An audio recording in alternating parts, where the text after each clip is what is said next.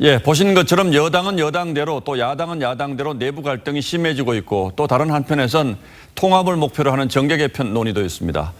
이런 가운데 요즘 정치권에서 단연 화제로 떠오르는 게 박근혜 전 대통령 문제입니다. 강상구 정치부장이 나와 있습니다. 자, 어서 오십시오. 예.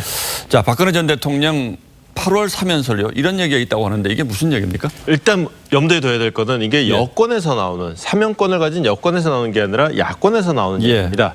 문재인 대통령 지지율이 이제 하락을 하고 있는데 하락할수록 거꾸로 반문연대를 구하려고는 야권 통합 움직임은 거세질 거다. 자, 그렇게 되면은 그 대응 카드로 여권이 박근혜 전 대통령을 내년 8월에 광복절 특사로 사면하지 않겠냐, 이 시나리오거든요. 자, 이렇게 되면 어떤 효과가 있느냐. 자, 일단 친박과 비박 갈등 지금도 있습니다만은 더욱더 심해지겠죠. 피할 수 없게 되고, 나아가 박 전 대통령이 신당을 만들게 된다. 그렇게 되면 그 신당이 성공하든 안 하든 일단 보수는 분열되는 거죠. 이 여권으로서는 이거 굉장히 효과를 거둘 수 있는 정치적 방안이다라고 생각한다는 거죠.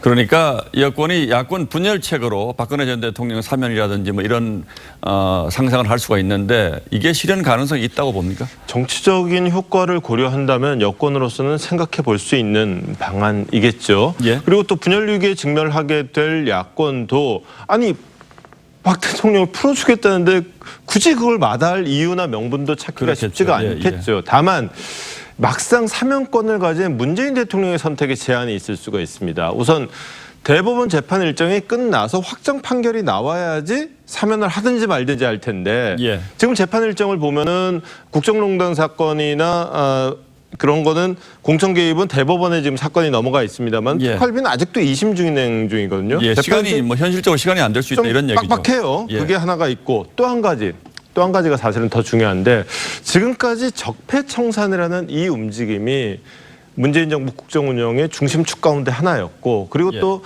사실은 서로 이질적인 문 대통령 지지층을 결집시키는 하나의 힘이었는데 박 전 대통령을 사면을 한다? 이렇게 되면 문 대통령으로서는 정치적으로 얻는 것도 만만치 않겠지만 잃는 것도 또한 만만치가 않다는 것이죠. 그러니까 정치적인 모험이 될 수 있습니다. 그렇겠네요. 여권 입장에서는 유혹을 느낄 수 있는 매우 매력적인 카드인데 동시에 이게 독이 될 수 있다 이런 얘기겠네요. 그렇죠. 그래서 법여권에서는 박 전 대통령 사면이 아니라 석방을 하자. 마침 지금 법정 구속 기한 만료일이 내년 4월 16일입니다. 뭐 시간도 적당하네요. 그러니까요. 그래서 이게 풀려나지만 재판은 계속 한단 말이죠. 그렇게 되면은 박 전 대통령이 풀려나더라도 정치 활동에는 일정한 제약을 받게 된단 말이죠. 그러면 대리인을 내세워서 정치 활동을 하는 건 가능해도 직접 정치에 뛰어드는 건 힘들어지는 이런 상황이 될 수가 있겠죠. 자, 또 하나 이 석방의 장점은 사면이 갖는 어떤 정치적인 부작용, 아까 말씀드린 그런 거는 최소화하면서 이거 인도주의다. 이런 또 명분도 가질 수 있습니다.